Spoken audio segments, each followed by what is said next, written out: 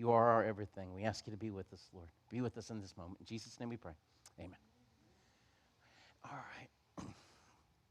right. There are fresh handouts for tonight for the PowerPoint slides. If you don't have a set of those handouts for tonight, if you'll raise your hands, we'll get you a copy of them. Okay, let me see. Hey, Jason? It's on that, right? I think Chris is grabbing them right now.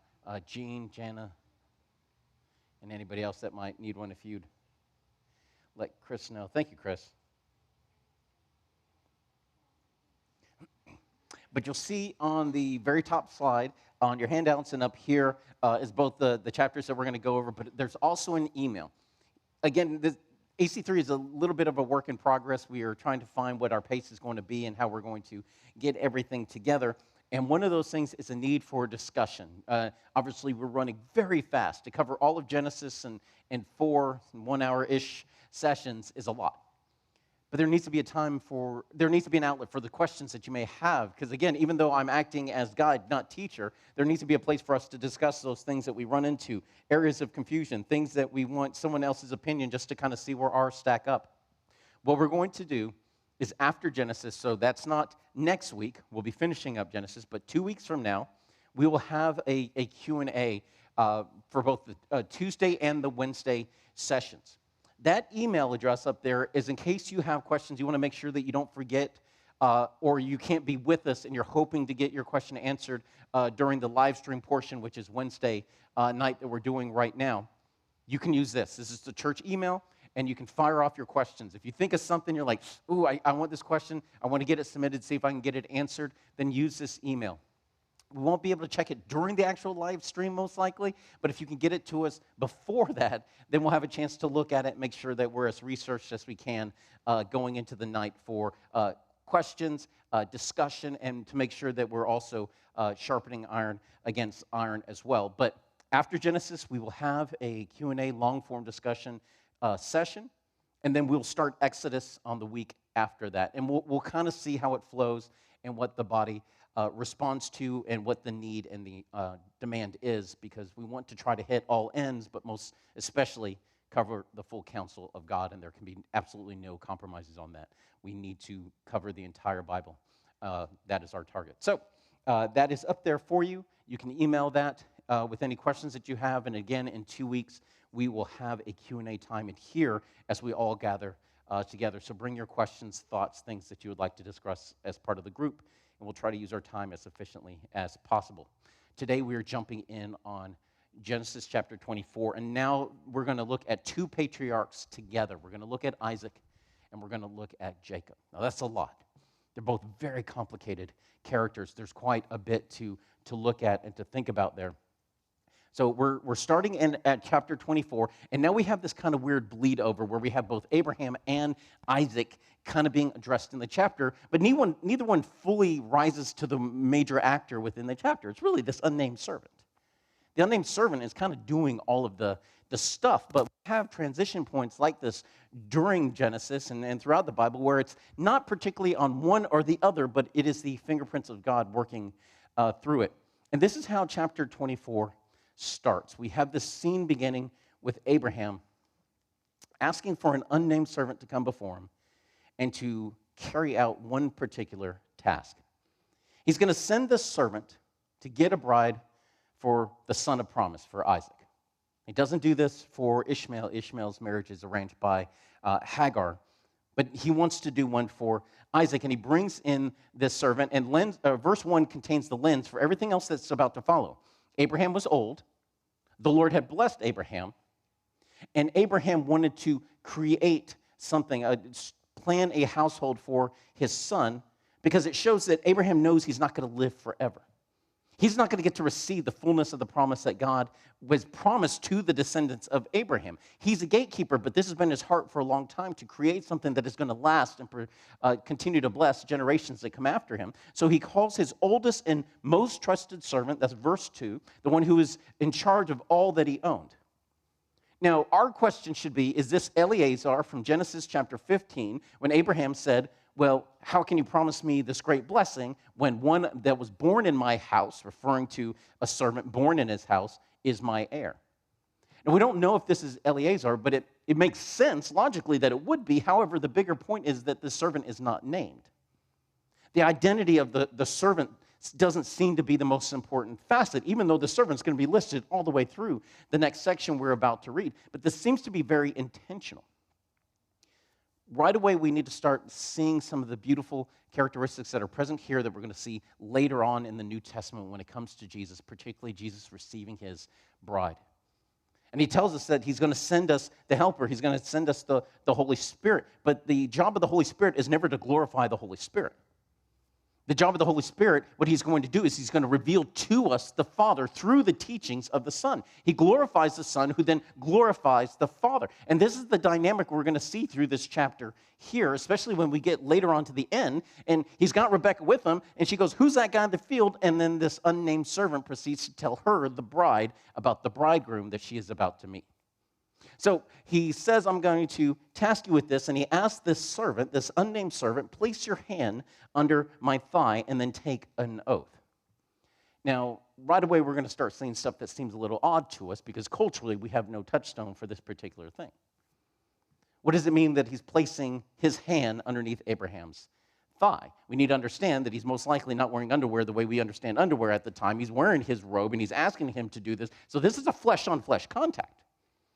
Is it related to the covenant of the circumcision? Because they've both been circumcised, so he's bringing it very close to that area in order to make sure I need you to understand that this is a super important thing that I'm asking you to do. Is it because Isaac is Abraham's seed? So I'm going to ask you to do this, again, putting your hand close to my body in this particular place to show how important this covenant is. We don't know. We don't have that reference. However, historically, it's interesting to note that this same particular ritual for oath-taking is present in both India and in Ethiopia.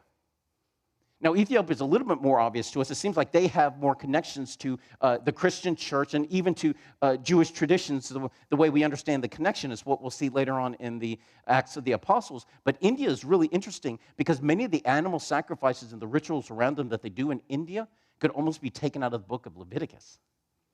And perhaps there's this connection already between those two areas. But either way, it's a very important oath. That's why he asked him to do this. Place your hand underneath my thigh, and I am swearing you to this oath that you will go and find a wife for Isaac from among his people, among Abraham's people, and not from among the Canaanites in the land. By determining that Isaac's bride should come from Abraham's people, Abraham's doing a couple of things. One, he's making sure that the people that come from his line will always be ethnically distinct from the people in the land. Not because we're greater than them, but the idea is that we won't be absorbed into them.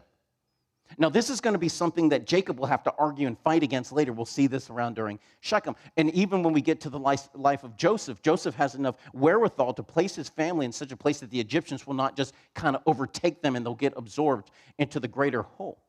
He's saying my people have to be distinct. My line has to be distinct, and we can't just be absorbed by the people that are here. It's also very pragmatic. A member of Abraham's own family will be more likely to have the same values as Abraham. We're even going to see they're going to use the covenant name of God. And you're like, how do they know the covenant name of God? But they use it. They're going to refer to the God of Abraham in this way. At the same time, Abraham makes the servant swear, "Do not take my son back to Padan Aram." He says, "Stay here in the land." The blessing is tied to the land. It's an unconditional covenant. But it doesn't follow you wherever you go. It follows you as long as you follow the Lord. And so he's so serious about this that Abraham will release the servant from this vow if you go to this potential bride and you're like, this is who the Lord wants for Isaac. And she says, well, I'm not leaving. He's going to have to come to me. You're done. You did what I asked you to do. The servant is faithful in everything he's been asked to do. He places his hand under Abraham's thigh. He swears to do what Abraham has asked, and then he travels to Nahor in Mesopotamia. He locates himself at the city well at evening time, which is when the women go to the well to draw water. And then he prays. He goes where he is most likely to contact a younger woman who's in service to the household, but he starts to pray to God for whatever's going to happen next. He asks for success and that God would show loving kindness to Abraham, and then he gets very, very specific.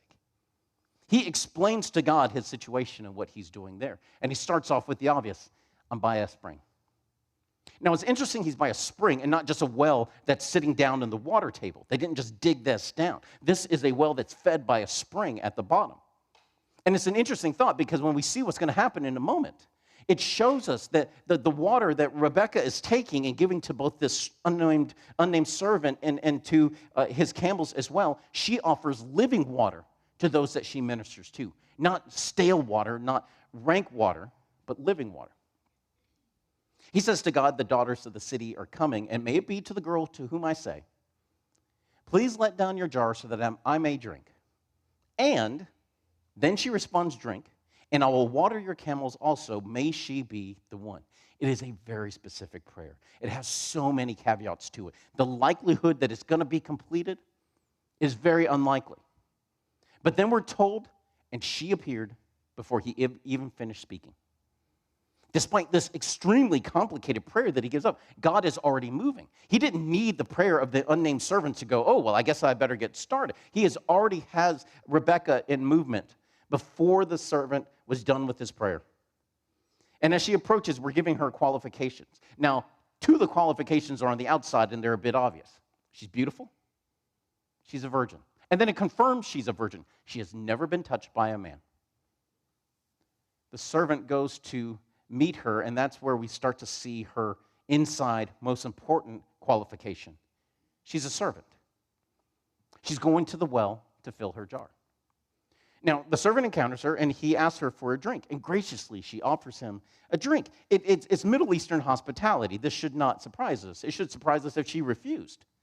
But then after he drinks, she offers to draw enough for the camels until they finish drinking. Now, note the caveat. This is super important. It's not so that they can all get a taste, not to give them a drink, but I'm going to draw so much water that your camels will no longer want to drink anymore. They will have no further desire to drink. Now, biologists tell us that camels can drink as much as 25 gallons apiece. And at the biggest, a jar for a well during this time would hold no more than 3 gallons, which is already a lot when you're having to bring it up on a rope. So at the extremes, this was about 250 gallons of water and would be no less than 83 trips into that well for the water. And even if the well was right next to the trough where the camels to drink, this was hours of work. The servant says nothing the entire time. He's just watching her this whole time. There's no thank you. There's no words of encouragement. Rebekah works in silence with only her spirit and her character keeping her going. But she finishes. She does everything she said that she would do. And the servant gives her a very lavish gift. She immediately responds by going home after she receives this gift, and he says to her who he is. And she runs home, she tells her family, and when Laban sees the expensive jewelry, he goes and talks to the servant using the language of the servant and the covenant name of God in the greeting to the servant in verse 31. That's why there's a all uppercase Lord in that verse. Which is interesting because we know later on he's an idol worshiper. But they already know about the God of Abraham in this area. The servant's brought to their home. They treat him hospitably. But before the meal, he says, let me tell you about why I'm here.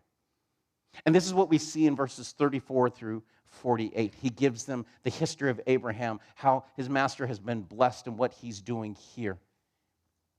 The family responds, right? We're told that Laban and Bethuel are the ones who respond to this unnamed servant. It's very, very interesting. Laban's the kid. He's the son. Bethuel's the father. But he's not calling the shots. Now, we don't know why exactly, but it's going to have an echo later on when we see something terrible happening within the family of Jacob, and Jacob doesn't say a word about it. And it's two of its sons who actually call the shots in that moment. And again, they do it for deceit. But they say if this comes from the Lord, there's nothing that they can say, and they agree to send Rebekah if Rebekah wants to go. Now, while this is going on, and they start on the return track because Rebekah agrees to, we're told that Isaac was returning from going to Beer Lahai Roi. Now, this is the well that Hagar named for the God who sees me in that moment when she was fleeing from Sarai. But he's returning from Beer Lahai Roi, and he's in a field meditating or strolling about when Rebekah and the servant arrive to the area. And she sees this man in the field who's coming to greet them, and she asks, well, who is this? And the servant replies that this is my master. Now, We don't know if he's just being polite and Abraham's still the head of the household, or if Abraham has already turned over running the household to Isaac. We're not really sure. But what happens next is far more important. The servant tells Rebekah about the things that Isaac had done. But stop right there. What had Isaac done by that point? He's only done one thing: the sacrifice. He was willing to be the sacrifice. That's it. It's really all the information that we have. But upon hearing about Isaac, upon hearing about what it is that he was willing to do for the Father, again, so reminiscent of us hearing about what our Jesus did for us, what she does is she takes out a veil and she places it over her head. And what that is an outward acknowledgement that I'm the bride and he is the bridegroom, because the bride was not to be in the presence of the bridegroom if they're engaged without a veil. And it showed a modesty but also a humility within their relationship. And that's from 1 Corinthians 11:10. But we're told at the end of chapter 24 that Isaac marries Rebekah, and through their union, he is comforted after the loss of his mother. Now, in chapter 25, we have kind of the remnants of the life of Abraham. We're told that he marries a second time. She's listed as a concubine in 1 Chronicles chapter 1, but we're told here that he marries a second woman, and then she has several kids. Now, we're told that Abraham takes care of these kids, and he gives them gifts, but then he gave all that he had to Isaac, and he sent the other ones away to the east. Now, this is important for us to understand within the dynamics of the Middle East. Your firstborn child, the one that took the birthright, was to take over the house. And they literally took over the household, okay? When the father stepped back, the firstborn would step into their place, and now they're responsible for running everything within it. But that doesn't mean that you abandon the other kids. What the father would do at that time is he would give each one a lavish gift. He would give them enough that they could start somewhere brand new. They would start their own households with the funds that the father gives them. However, after those gifts were given out, everything else belongs to the oldest. And this is the son of promise. We're told that he sent the others away to the east, so we have this ongoing repeat of the idea of to the east, to the east, to the always and over to the east. Remember, they left out of the Garden of Eden from the east, and there's this continuing idea that we have to be able to find our way to go back. But this back and forth indicates that Isaac was the sole heir of Abraham's estate, and his place is in the promised land. The other kids get sent elsewhere, but the right of the firstborn only goes to Isaac. Verses 7 through 11, we're told that Abraham passes away. He was 175 years old, and he was buried by only two of his kids, Isaac and Ishmael, the son of promise and the firstborn. Not the other children, they're not mentioned. But he's placed in the same cave of Machpelah where Sarah was buried, so now two are inside this cave. Sarah was the first one to occupy it, but now Abraham as well.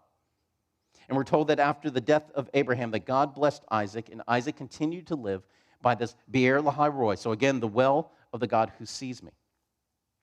Verses 12 through 18, we're giving the descendants of Ishmael, and then it just kind of bounces right past him. We're done with the line of Ishmael. Now, when we see these lines of genealogies, we need to constantly remember something. It's boring to us. It's not boring to them. It's not boring to God. All of these names mean something to him. Outside of your friends and your family, nobody cares about your name. If they just saw your name in the phone book, they wouldn't stop to wonder about this person their eyes happen to run across, but it matters to God. And he looks at the line of Ishmael. It's not like, well, he's the kid that I didn't want, and then he finally had the kid I did want, now I'm going to bless Isaac. That's not the way that God works. His eye and his blessing is continuing upon these people. He is reaching out, seeking to save everyone, and he is seeking to reach the descendants of Ishmael as well. But then the line stops because this isn't the line of the Messiah. And our eyes have to always remember that the story is always his story. And if it doesn't lead to the Messiah, then why are we chasing it so hard? So the descendants of Ishmael are listed, and then starting in verses 19, we have the birth of Esau and Jacob. And it's interesting to kind of note this weird dynamic. Ishmael has 12 kids, 12 sons. Isaac only has 2. Now, one of those kids will have 12 sons, and those become the 12 sons, or the 12 tribes of Israel. But it's not Isaac had 12 kids and Ishmael had 12 kids. It's not that at all. It's interesting the dynamics that start to play out. But this mirrors, but again, God is going to choose the younger of the two, and this mirrors Isaac's experiences. He was the younger between him and Ishmael, and yet he's the son of promise. So we see God specifically laying his hand upon who it is that he's going to choose for the next line. It's not the one who was the strongest or who was the best, because Ishmael was by far the strongest. But it's the one that God places his hands upon. They are the ones that he chooses. Now, we're told that Rebekah was barren, very similar to what was going on with Sarai before she came Sarah. And so Isaac prayed for her, and she conceived. Now, please stop right there and notice that. She couldn't have kids, so Isaac prayed over her, and she was able to get pregnant.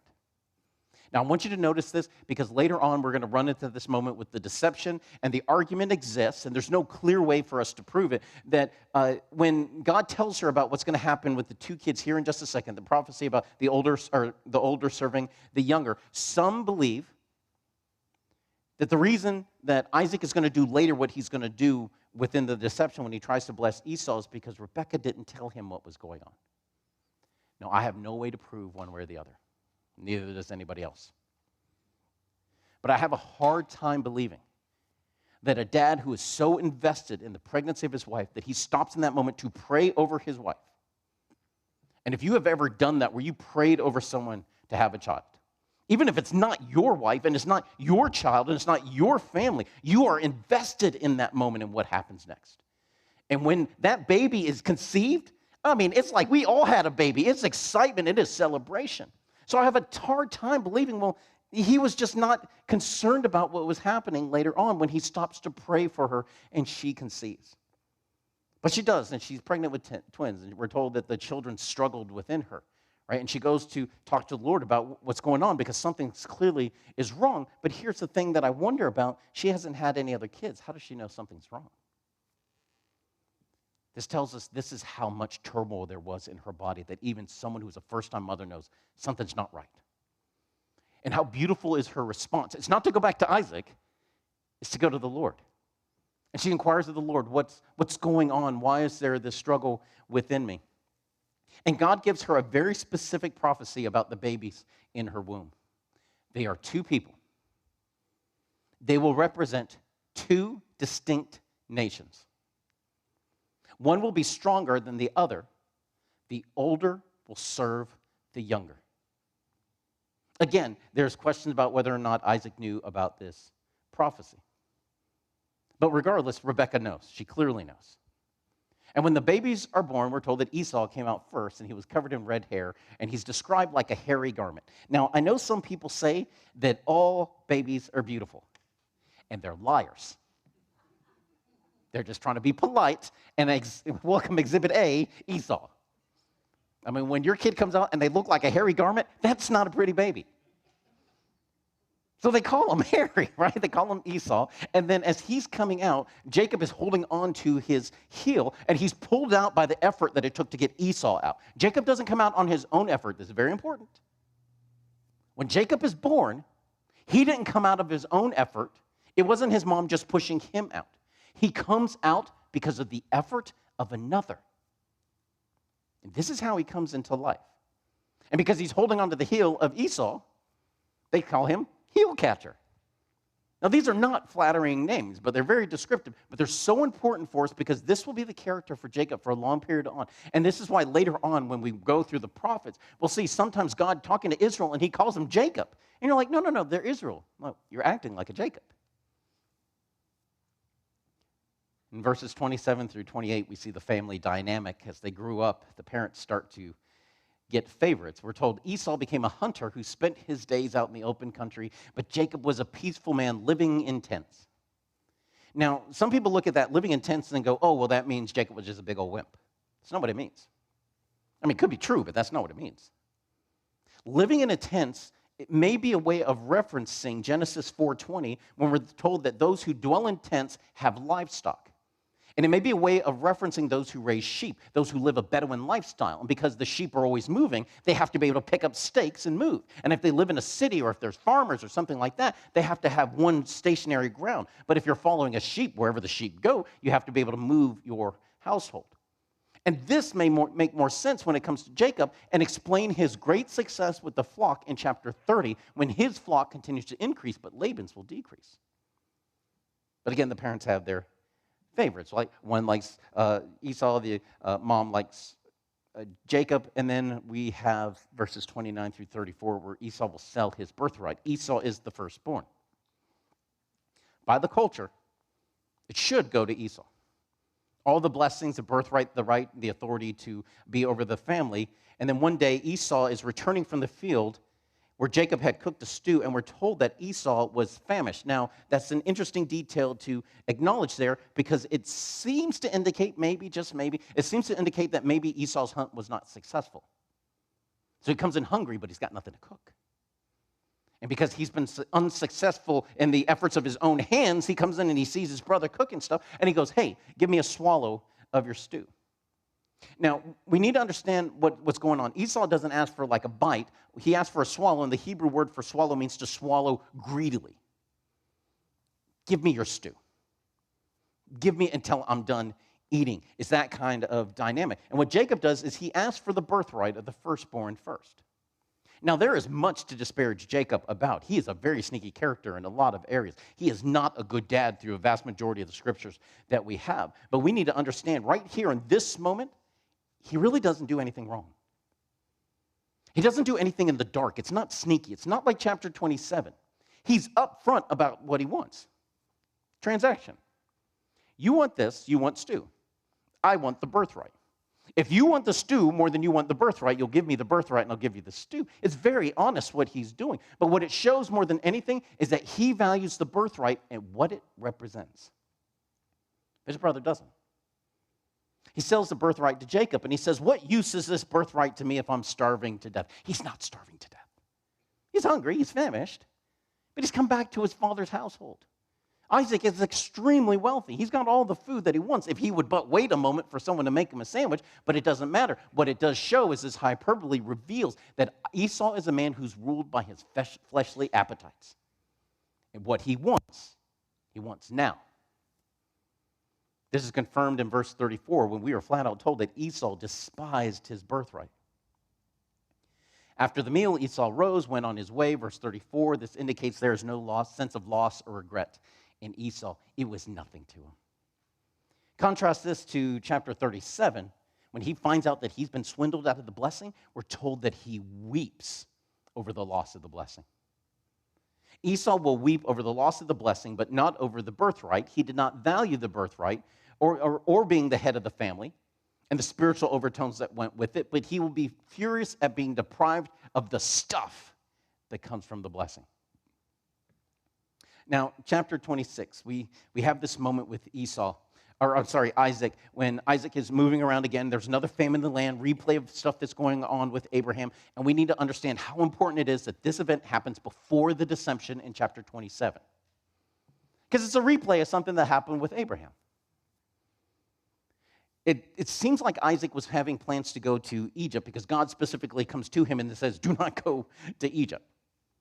He says, I'm confirming my covenant that I had with Abraham's now transferred to you, and that God will be with Isaac in the land, will bless Isaac with descendants, will give the descendants these lands, and by his descendants all the nations of the earth will be blessed. Just stay in the land. Isaac is obedient. Great. He stays in Gerar. Okay. But then people in the area begin asking about Rebekah. Remember, she's beautiful. And Isaac responds that she is my sister. Now, where did he learn that from? From his dad.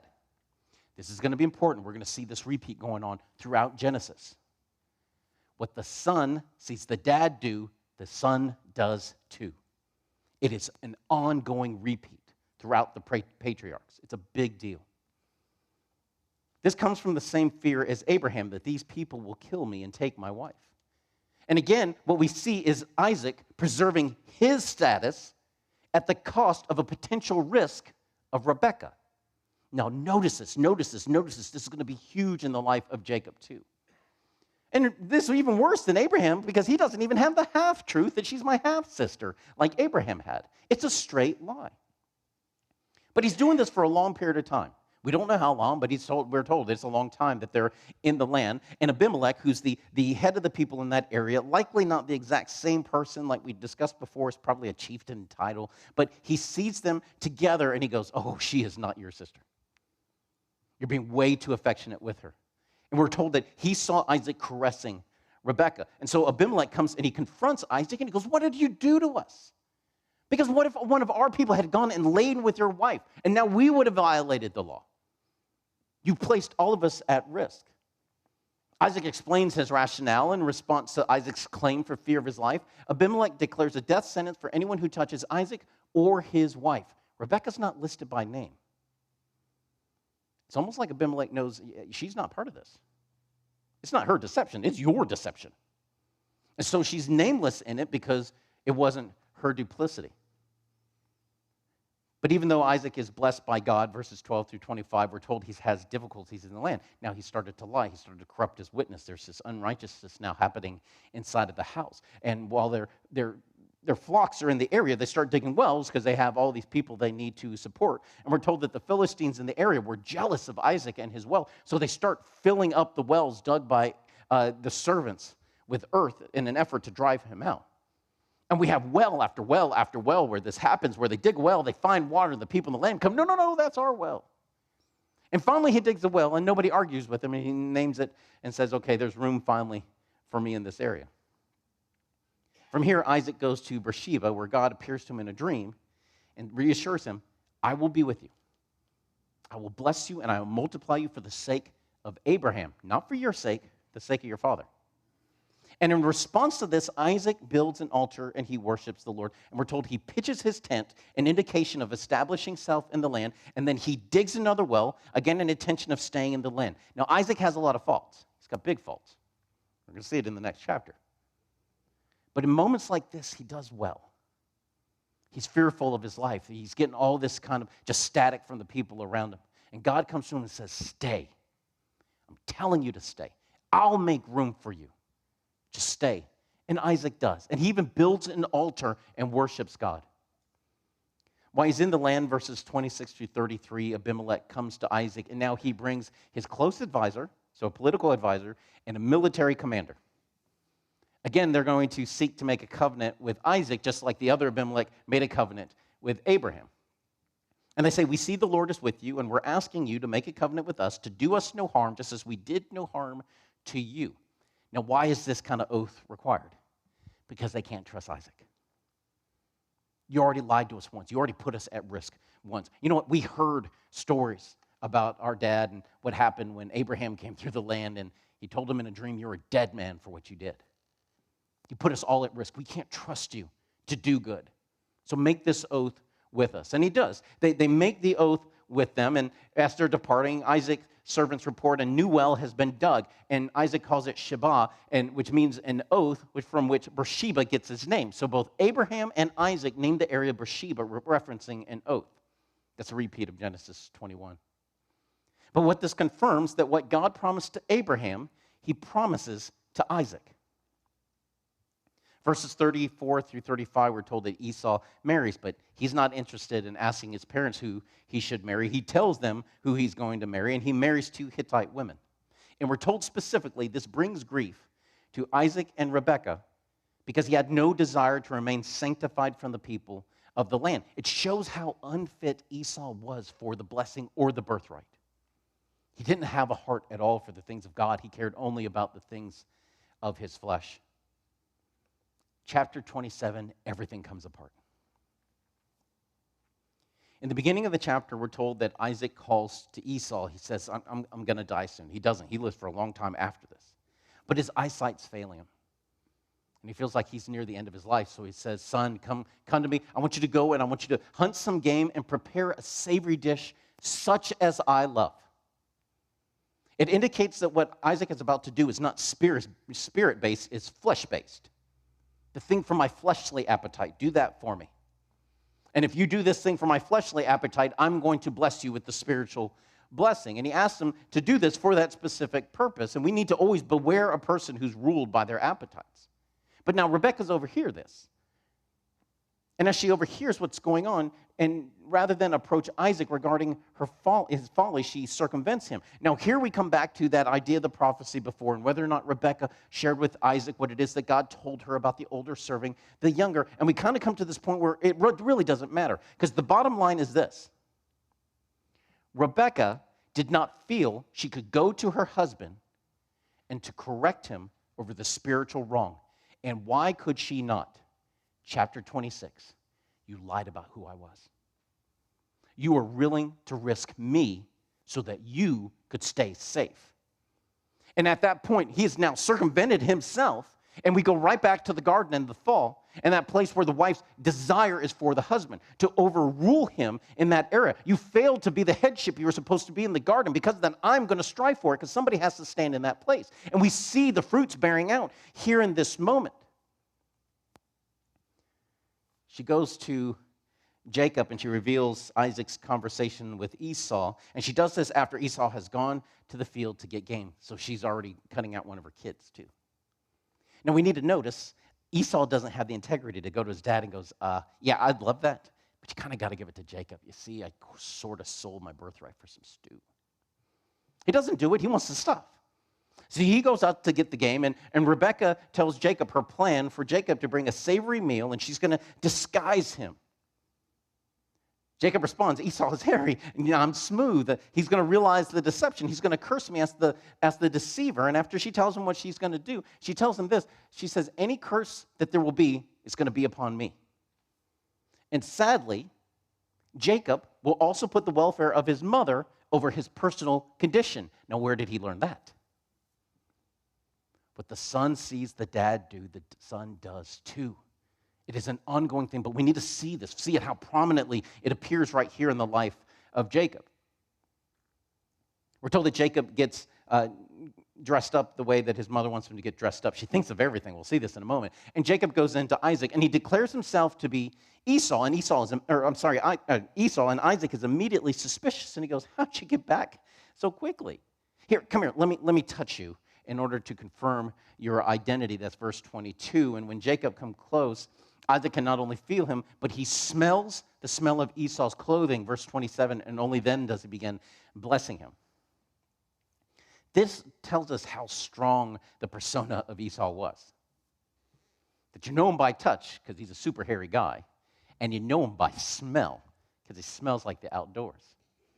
Now, there's not a lot of flattering imagery in that picture, but this is how well the mother knows her son. She thinks of everything. She disguises him in every way that matters so that Jacob will be able to receive this blessing. Isaac blesses Jacob formally in verses 27 through 29. It is a beautiful, poetic blessing, and it shows how completely Isaac was planning on blessing Esau and not blessing Jacob. He was going to leave Jacob with nothing. Jacob's his kid too, but he wasn't his favorite. Both of the parents are giving in to their fleshly desires at this point. Jacob receives the blessing. He leaves Isaac. Esau returns from hunting, prepares a meal, and he goes into his father and announces, now's the time for the blessing. And Isaac goes, who are you? When Esau says who it is, we're told that Isaac trembles violently. We're not sure why. Is it because he's scared of Esau's wrath? Is it because he's mad because of what Jacob's done? Perhaps he understands now that he's started to cross against God. We don't know.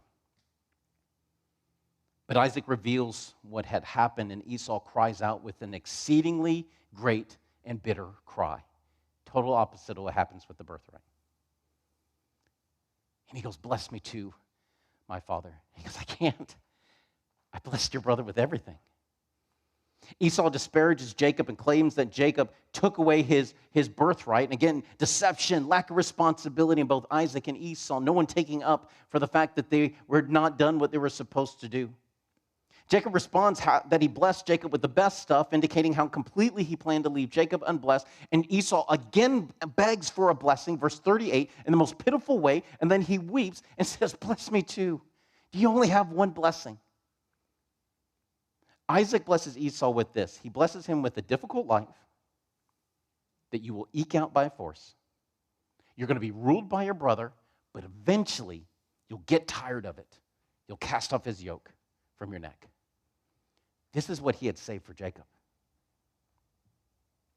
Esau's response is bitter against Jacob because of the blessing. And he vocalizes out loud his plan to kill Jacob once Isaac is dead. Again, we have these throwbacks, these echoes going back to the garden, because this is what we see between Cain and Abel just after the fall, where God is able to see Cain and he sees his countenance and he goes, listen, it's obvious that you're upset.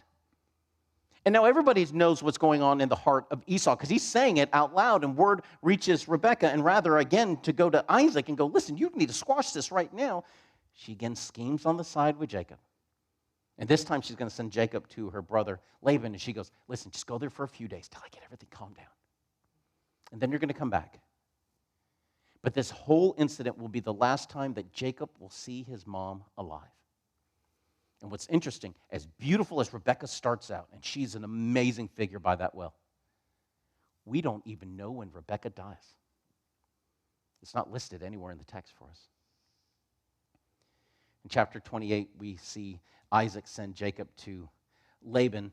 Rebekah's gone to him and says, listen, I'm getting tired of Esau's wives. Do not let Jacob marry somebody from the land. Send him to my people out there just like your dad did for you. And Isaac tells Jacob, you're not to take a wife from the daughters of Canaan, but go to Padan Aram, go to the wife of the daughters of Laban, specifically go to your mother's brother's daughters. And then he gives them a blessing. May Almighty God bless you and make you fruitful and multiply you. And then he also passes on the blessing of Abraham to Jacob. There's no correction in the moment. It's almost like Isaac knew he did wrong. He knew that God had short-circuited his intentions. He sends him off. Esau hears about this command and this blessing. So what does he do? He goes and he marries someone else from among Ishmael's children. He's just doubling down on the worldliness within him. But Jacob's going now. He's going toward Laban's at Haram, and he stops at a certain place. He uses a stone for a pillow, and we're told he goes to sleep. And then he has this dream of a ladder. And there are all kinds of interpretations of what this ladder might mean. First of all, we don't know what it means by ladder. Does it mean a ladder like we use a ladder to jump up on a roof? Or the word can be used for any kind of terrace steps. So it could be referencing a ladder. It could be referencing a set of stairs, or it could be like terrace steps outside of a house in a landscaped area. What it is a series of steps that are ascending and going up and down. Again, people have already all kinds of theories about what Jacob's ladders mean, but the action of the angels is meant to be a physical representation of the divine ministry from God to men. The idea is not that we're down here at the bottom of the ladder and there's this big space between us and God's up there on his throne and he doesn't really care about us. You guys just keep doing what you're doing. Instead, what we see is God actively sending angels down. That's why he's at the top. It's an orchestration from the top. He sends angels down to minister, and angels from the bottom go up to report back. And what it shows Jacob, that's why he's going to wake up and goes, this was the house of God, and I didn't even know it. It shows that God is actively pouring into the life of Jacob, even though he's kind of on the run from his brother right now. And this divine orchestration is proven by verse 13 with the Lord standing above it. Now, in the dream, God confirms who he is. He's the God of Abraham and of Isaac, and it proceeds to confirm and clarify the covenant of Abraham with Jacob. And then he adds this, I am with you. I will keep you wherever you go, and I will bring you back to this land, for I will not leave you until I have done what I have promised to you. Now, that's the promise that's going to bring him back later on. Jacob wakes up and he worships. He says, the Lord was in this place, and I knew it not. He renames the place as Bethel, the house of God. And Bethel is going to be a powerful revival place for Jacob after the rape of Dinah. It's going to be a super important place. It's to Bethel that God calls Jacob in chapter 35 so that his name can be confirmed as Israel and the family can be realigned to God. Now, chapter 29. Jacob finally reaches the area of Laban, and as he gets there, he finds all these shepherds kind of hanging out by a well. So he says, hey guys, do you know the house of Laban? Like, yeah, we know Laban. In fact, here comes his daughter coming, and she's approaching with the flock. And he says, well, why don't you guys go ahead and start watering your sheep before they get here? That way, when she gets here, you guys will be mostly done, and she can immediately get to it. He goes, no. What we do is we wait for everyone to get in the area around the well, and then we move it. And then we water all the sheep, and then we all go about our day. Now, here's one of the interesting tidbits about Jacob, for all his faults. He seems to be an extremely hard worker. This doesn't make sense to him. This isn't efficient. Come on, you got here first. Start watering your people. Get on. Get back to work. Let your sheep keep feeding. The more they feed, the stronger they'll be, the bigger they'll get. When he sees when he sees his family approaching, and he sees Rachel, he goes and he moves the stone by himself, and then he personally waters the flock of Laban. It's such a beautiful reminiscent of what it is that Rebekah does. And after he has watered the sheep, he goes up to Rebekah and he kisses her. It's a kiss of greeting. It's not meant to be as creepy as it kind of sounds. But then he lifts up his voice and he weeps. And a part of us, knowing Jacob, wonder, oh, is this the next scam that Jacob's running? I wonder if it's just he's so relieved that he found what it is that he was looking for, that this is his people. This is the family he was sent to find. And he tells her, he says, listen, I'm the son of your aunt. And she runs to go tell her father. Now Laban greets Jacob. He comes to him and he says, Jacob tells him what's going on. He says, listen, you're my bone and you're my flesh, indicating that we're family. A confirmation of the familiar connection. He goes, come with me, come to my house. And we're told that Jacob works for Laban for about a month, and then Laban goes, listen, even though you're my relative, you shouldn't work for anything. So name your wage. How can I get you paid? Now, here it comments that Laban has 2 daughters. The older was Leah, and her eyes were weak. The younger was Rachel, and she was beautiful in face and form. Now, again, cultural dissonance. We don't really know what it means by weak in the eyes. There's all kinds of theories again. Some think that perhaps she had fair-colored eyes, like they were blue eyes or light-colored eyes, and that was considered to be a weakness in the Middle East.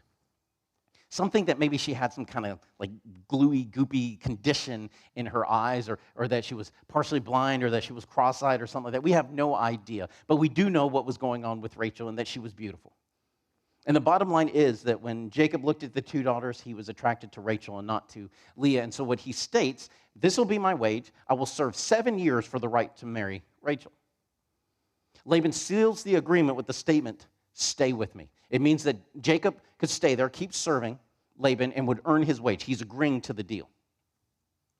Now, what some of the scholars look at this, because we have no basis of reference really, is they say that serving 7 years for the right to marry, serving someone for the right to marry in place of a dowry was a common occurrence that happened frequently. Serving 7 years is almost paying double what was needed.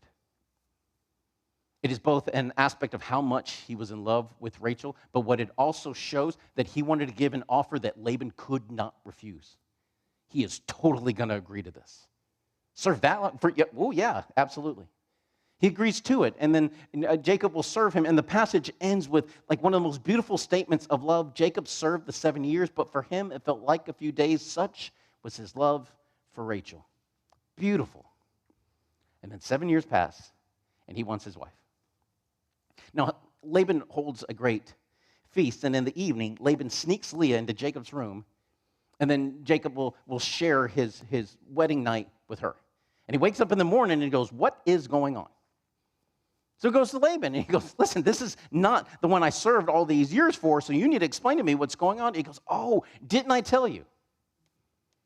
It's not right for us to marry off the younger before the firstborn is married. But if you complete the week for this one, I think he's probably referring to Leah. We don't really know. But then I will give you Rachel for the service that you have served as well. And we're told Jacob will serve another 7 years and finally receives Rachel as his wife. And I know we're short on time, but I need to say something here. Can you imagine how Leah felt?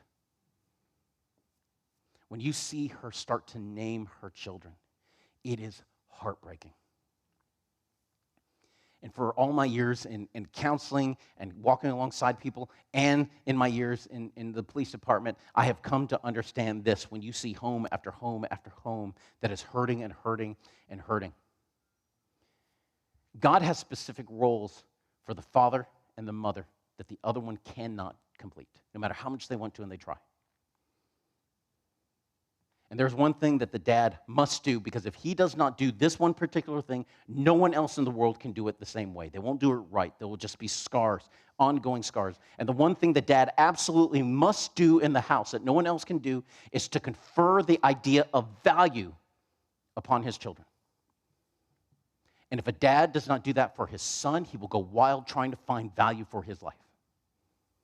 And if he does not do that for his daughter, she will try to find that in another male figure who will bestow upon her the idea that you're worth something. And what is Leah's idea coming out of this day? You're worth nothing. I didn't want you at all.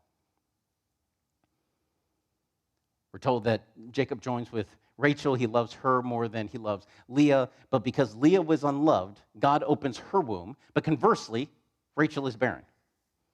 Now, Leah will conceive 4 sons before she stops bearing any more children, right? And we see the children and how heartbreaking it is. She has Reuben first, and Reuben means, behold, the son. She says, because the Lord has seen my affliction, surely now my husband will love me.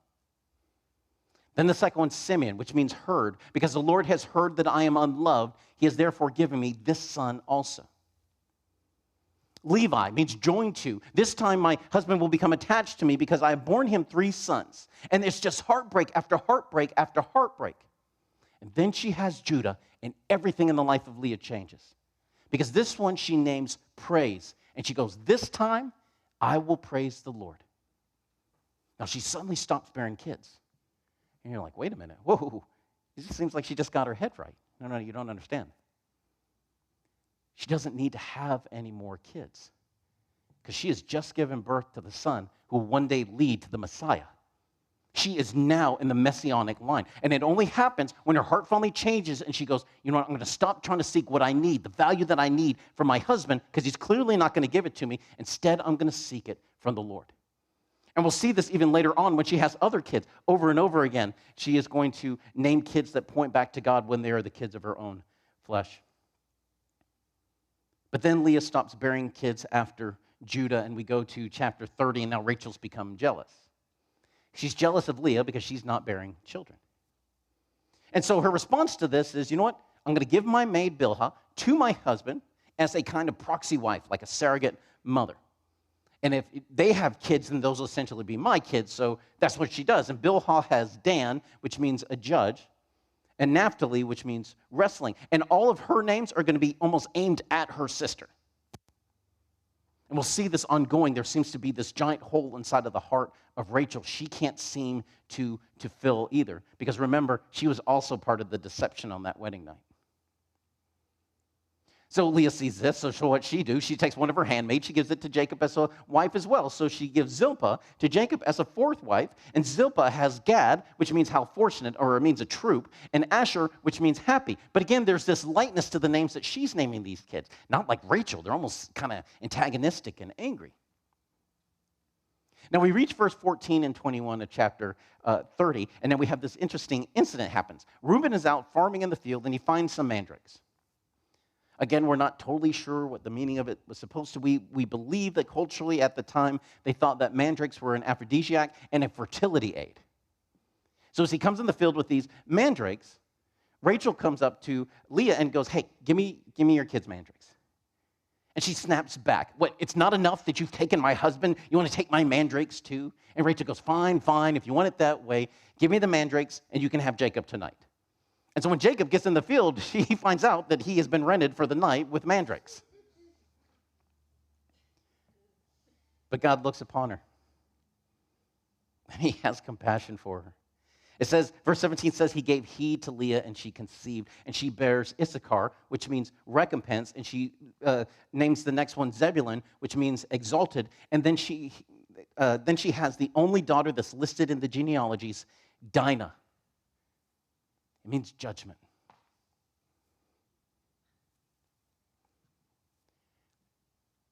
Dinah is beyond special in the text. What it is that's going to happen to her is just heartbreaking. But she stands out because during a time when only the sons mattered, she gets listed. God sees her. She's not a footnote in history. She matters to God. And we don't believe this is the only daughter that Jacob has, because later on when all the activity happens outside of Shechem, they're making references, let our men marry your daughter. So clearly he has other daughters. But only Dinah will incur what she will incur.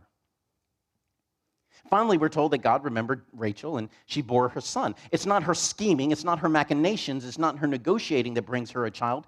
It's being remembered by God. And then she bears Joseph, which means Yahweh has added. And that sounds really sweet, right? But then we're told why she says it. May the Lord give me another son. She's already looking for more. She finally has a kid of her own flesh. She should be celebrating, right? Just like Sarah, just like Rebecca, but no, there's more need.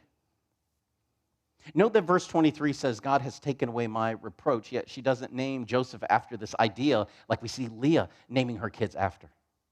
She names Joseph after the desire of her heart for more. And perhaps this is why, as wonderful as Joseph is, you would think if you laid out all the kids, surely Joseph has to be in the line of the Messiah. He's not. It's Judah. It's not Joseph. It's not the one who was named after the desire of his mother's heart. Now, Joseph is the last child who's born in Haran. The only child who's going to be born as the promised land is the baby, that's Benjamin. And now that he's had these children here, he starts longing for home, and he asks Laban to leave with his wives and his children and go back to his own land. And Laban's not eager to let Jacob go because he perceives that God has blessed me on your account. So he says again, name your wages, verse 28. And he goes, and I'll pay it.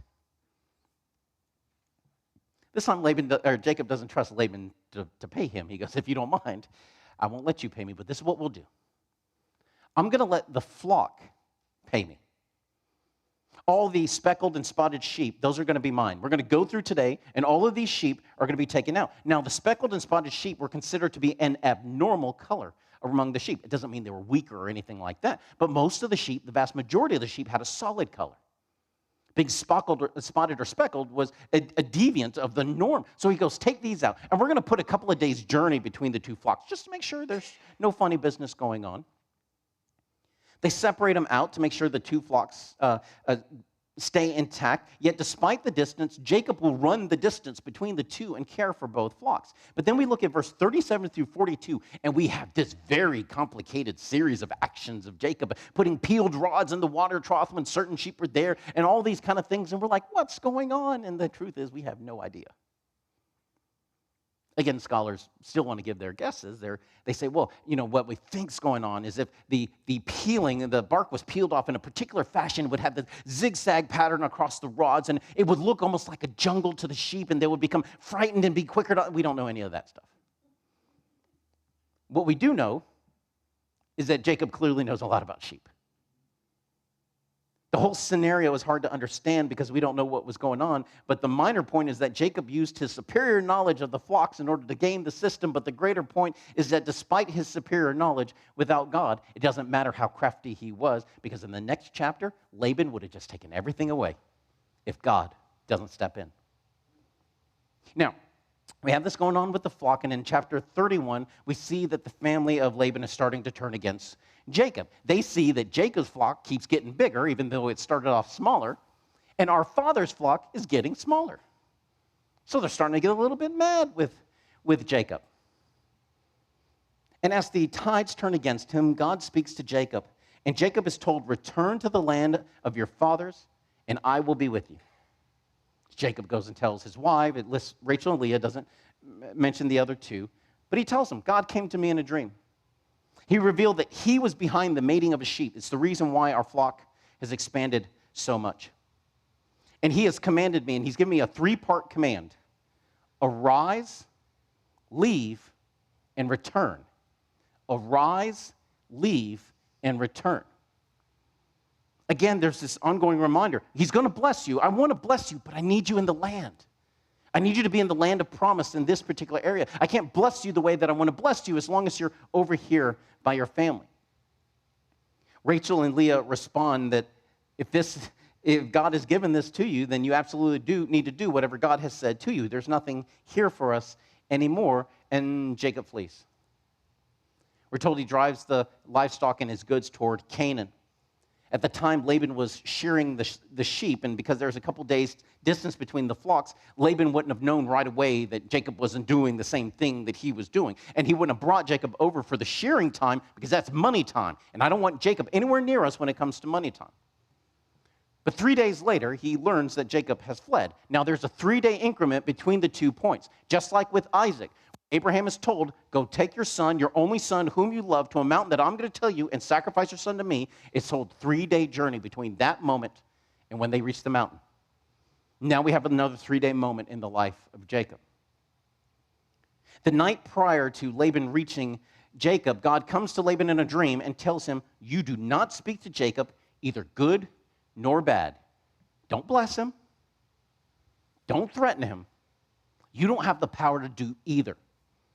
Your only authority in the moment is to do nothing. And he warns them, it is not in your power to bless him or hurt him. The next day, he catches up with Jacob, and we're told it's in the hill country of Gilead, just an item for your notes. We're told that it's the hill country of Gilead in verse 21, 22, and 25. It seems to be very special to the moment. But Laban goes right in, and he starts accusing Jacob. He says, you deceived me. You carried away my daughters like captives of the sword. You deprived me of the pleasure of throwing you a grand feast when you left, and you wouldn't even let me kiss my grandkids goodbye. Now, he gives this allegation, and then he suddenly threatens Jacob. He goes, you know what? It's in my power to harm you. But your God won't let me do anything, so I guess I can't really do anything right now. But then he comes around with this backdoor allegation. He goes, but why have you stolen my gods? Now, when we studied through Genesis in our verse by verse, we thought about what a ludicrous statement that is. Why would you worship gods that somebody else can steal? But regardless, this is the allegation that he levies toward Jacob. And Jacob goes, you know what? I left because I was scared you're going to take them back by force. But you know what? I didn't take anything that didn't belong to me. And you can search my whole house, and whoever you find it with, you can put them to death. Now, this is going to be interesting because this is going to happen again later on. It's going to happen in the life of Joseph when he hides a silver cup in one of their bags. And when the brothers are all found, they're like, we didn't take any cup, but you know what? Search our stuff, and whoever's bag you find it in, you can kill them, and we'll all be your slaves. What the son sees the dad do, the son does too. Well, they search through it, but Rachel is sitting on top of the idol. She's the one who stole it.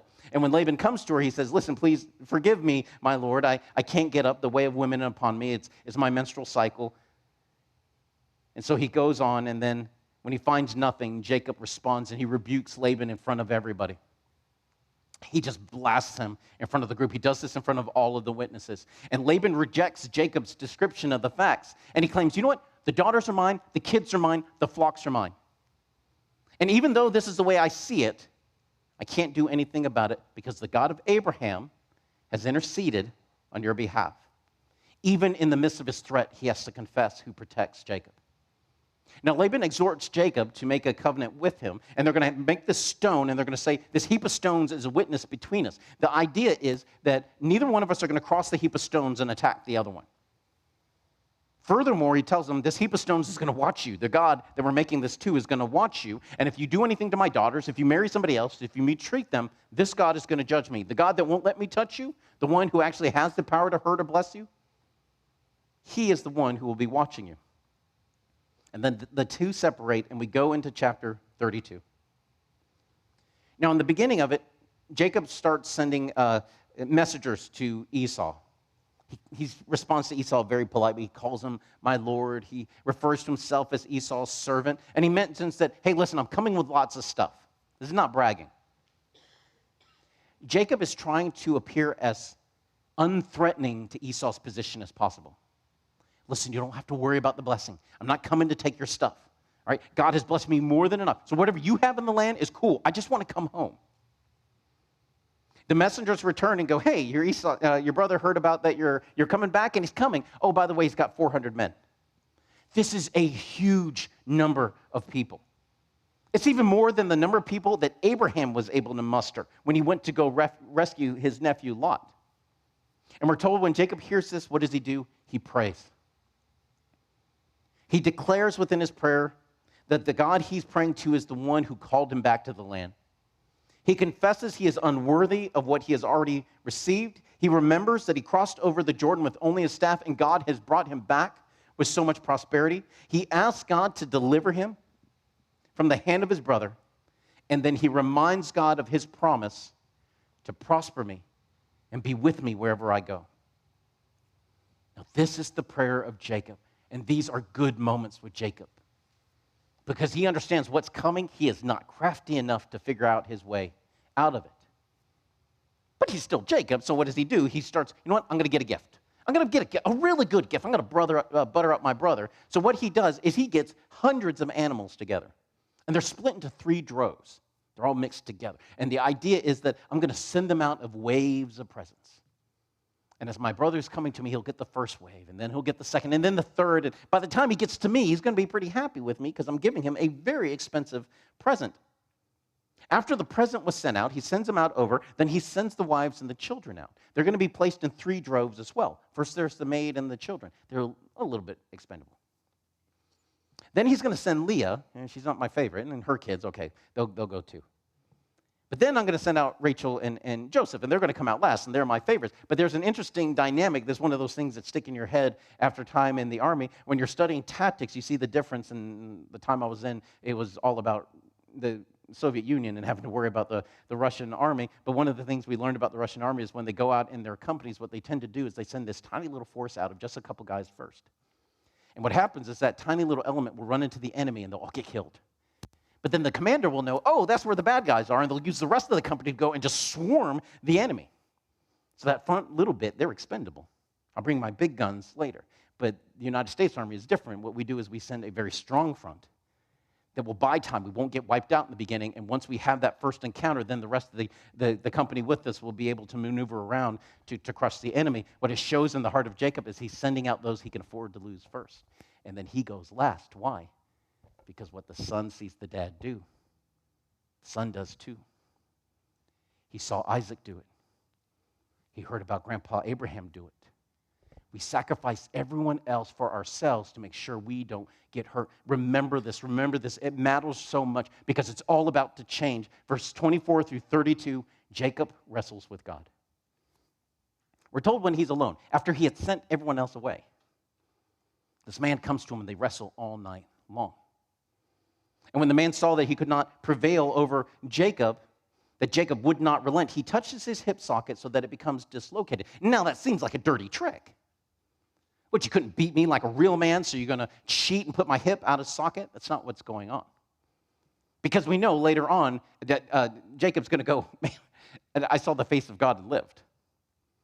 He was clearly the greater. He could have done this. He could have destroyed me if he wanted to, but he did not. Instead, the dynamic is something that Jacob would have understood because Jacob was a raiser of sheep. You see, what happens right here is the same as when a shepherd has a very unruly lamb or sheep.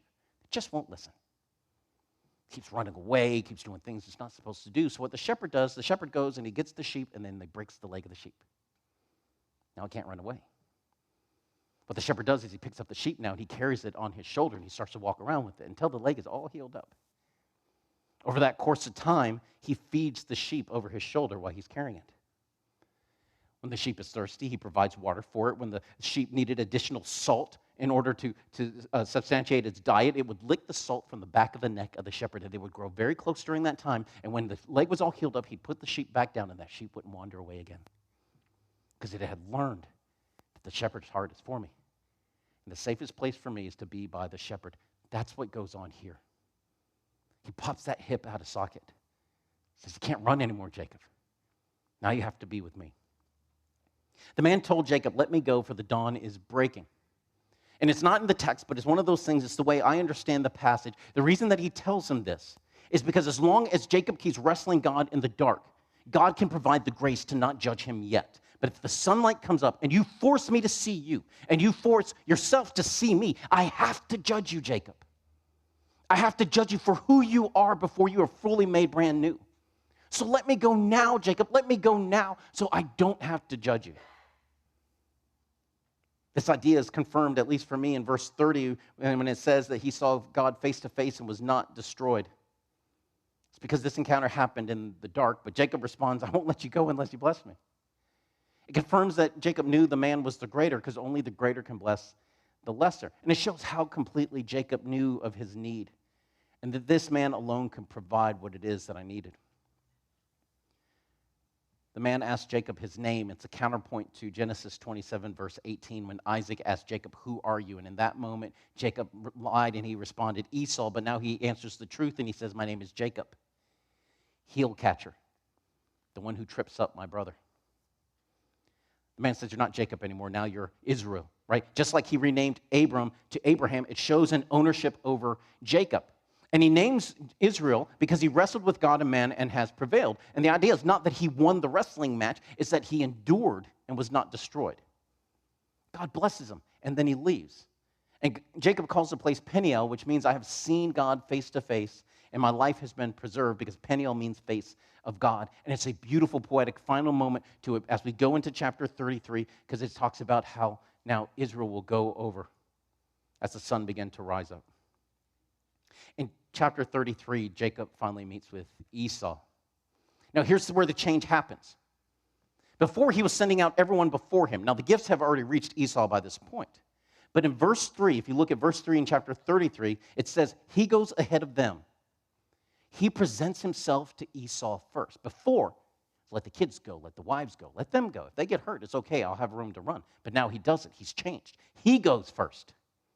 This is a total break from what he saw Isaac do and what he saw Abraham do. He goes first. He goes and encounters them first.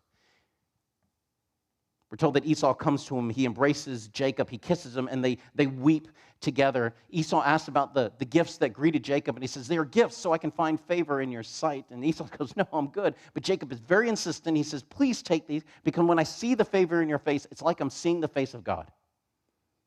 Now, with the old Jacob, we'd go, well, this is just him buttering him up. I don't think so with the new one.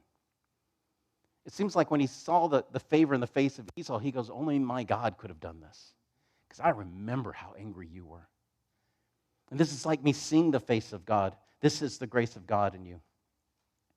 They part. Esau returns back to Seir, and Jacob will go somewhere else. He kind of says, well, we'll follow you later, but then he doesn't. We don't know if it's a flat-out lie or if he just kind of got drawn to somewhere else. We're not sure, but regardless, they end up separated. Jacob will go to Shechem. He'll build an altar there, and that's when we come into chapter 34.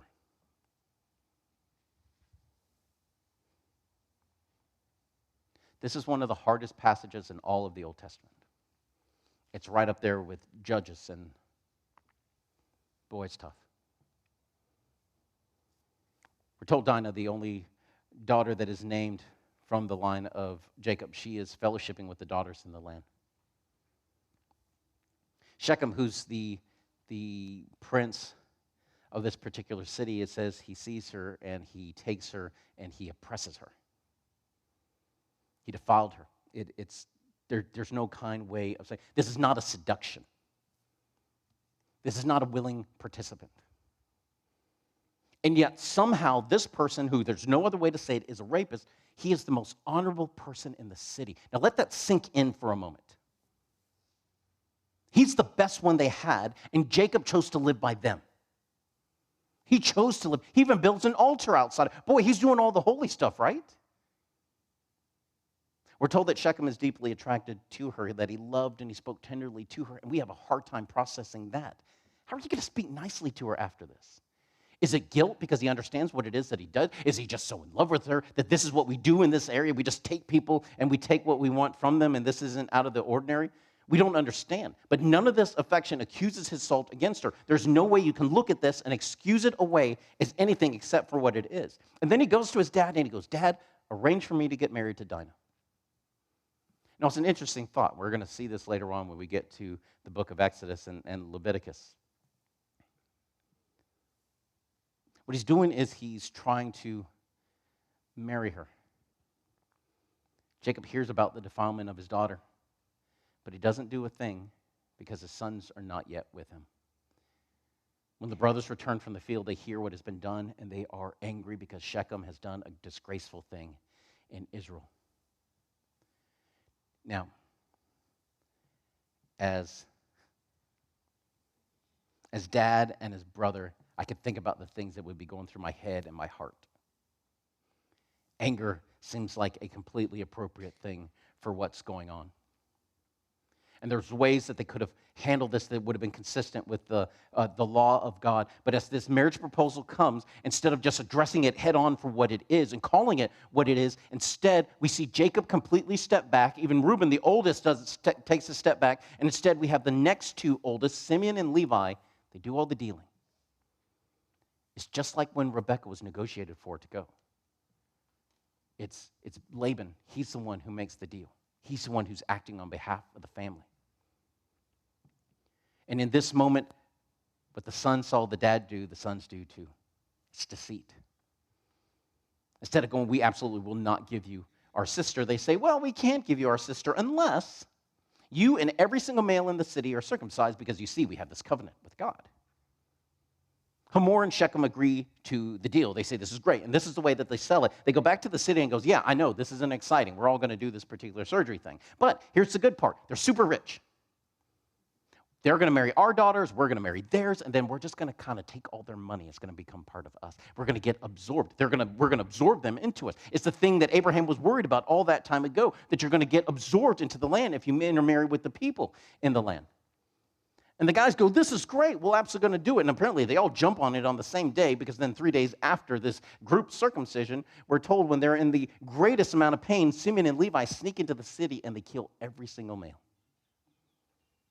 They take Dinah from Shechem's house. It seems like she's already been married off. They take her from out of the house, and they take the women and the children from the city. And now we finally see Jacob pike up. And what he does is he doesn't rebuke Shechem for the crime. He doesn't rebuke Hamor for even proposing something like marriage. Instead, he's mad at his 2 kids because you've caused me so much trouble in the land. He fears the inhabitants around are going to attack us and destroy them. It's a non-issue. Later on, we're going to see that God will put fear in all the inhabitants around. They won't dare attack Jacob. But Simeon and Levi respond, should he have treated our sister like a prostitute? And their concern is correct, but the response was evil, deceitful, and cruel. And this is going to cause them to be excluded from the blessing in Genesis 49. And specifically, their actions from their fierce anger is the reason for their inclusion. Now, God is watching all of this. And what God does is he comes to Jacob and he goes, you need to go back to Bethel. Remember that place where you had the dream? When you woke up and it said, the Lord was in this place and I knew it not. I never told you to come to Shechem. Why didn't you come back to Bethel? The place where I made you the promise. Jacob goes to his family. He goes, you know what? You need to put away all the foreign gods that you have taken yourselves to. And then you realize how deep the corruption has gone. How compromised the family has become. Dinah's fellowship with the daughters of the land didn't just come out of nowhere. Jacob has allowed his family to become corrupt. And he says, you know what? We're going to bury all of that. We're going to burn all that junk. We're going to Bethel. We're going to worship the God who answered me in the day of my distress. And he builds an altar there, and he calls the altar El Bethel, which means God of the house of God. Out of all this, out of nowhere, verse 8 kind of pops off the screen. We're told that Deborah, the nurse of Rebekah, dies, that she had come to Jacob when he was out in the land. This is the only indication that we have that here that Rebekah's died. And it's the nurse, likely the nurse who helped to raise Jacob. And that meant something to him. That's the only one that's listed in this book. Verses 9 through 15, God confirms Jacob's name is changed to Israel. Verses 16 through 21, Rachel dies. She dies giving birth to Benjamin. And as she's having this severe labor, she's told, don't worry, you're going to have a son. And Rachel names him Ben-Oni, which means son of my sorrow. See how all the names reference this hole in her, but her pain, her need. And Jacob, who understands the importance of your name, goes, that is not going to be his name. And he renames him Benjamin, which means son of my right hand. This is the 3rd name change in the family of Abraham. Abram to Abraham, Jacob to Israel, Ben-Oni to Benjamin. And with that, Rachel dies. We're told that he sets up a pillar as a grave marker for Rachel outside of this area, but she's not buried with the patriarchs. She's not taken back to the cave at Machpelah, as opposed to Leah, who is, and Jacob, who will as well. Now, this is the first use of Israel as the name for Jacob within the text when it's talking about him. It comes after the revival of Bethel, after the death of Rachel, and the renaming of Benjamin. It's like Israel understands he's no longer bound to his passions. He now sees the positive side of God's blessing. And then we have verse 22 where Reuben defiles his father's bed. He sleeps with one of his father's wives. He sleeps with one of the mothers of his stepbrother or his half-brothers. This is going to cause him to be excluded and disqualified from the birthright. So already we've run through the first 3 kids. We're down to Judah to receive the birthright of the firstborn. Verses 23 to 26, we have the recap of the sons of Jacob. Verse 27 through 29, Isaac dies, and we're told he's buried by both Esau and Jacob. They come together for this, and after this, it doesn't appear they have any more contact. In chapter 36, chapter 36, we have Esau moving to Seir away from Jacob. And then we have the genealogy of Esau. The only thing I kind of want to just bring up here is that when you look at these names, it's Esau seems to name they take the name of like a chieftain. It has a very warlike attitude as opposed to all the other genealogies. This is the head of their families, their chiefs and their chieftains. It shows how true the blessing of Isaac was for this particular son, but then it just stops. No more Edom. No more line of Esau. When you see them later, they're going to be a people group, but it's not really connected to Esau in the same way. It's just like at the end of Cain's line, God shows that his eye is upon them, and then it suddenly stops. But then it goes right back to the line of Jacob. Why? It's not because Jacob was the best. It's because this is the line that leads to the Messiah. And that is what the Bible is all about. It never deviates from this one particular course. And that's where our eyes have to constantly be within the Bible. Understand that he sees us. Understand that he knows us. Understands that his heart is always for us. But there is one thing that he needs us. He demands that we understand. It's all about Jesus. It's always about him. And that's where all the lines are going to go. So, Father, we love you. We thank you for your grace, Lord. It was so much. But I praise you, mighty God, I praise you for this group's attention and their patience. I thank you for the little ones who have sat through this all the way, and they've been just amazing, Lord. I praise you, mighty God, for them. I ask you, Lord, please to be with us as we go. If there's questions, Lord, may the Holy Spirit already be working within us. Help us to have those conversations together as you continue to do your good work. We love you with all that we are. We praise only you. All right, family, I have kept you, so we will go ahead and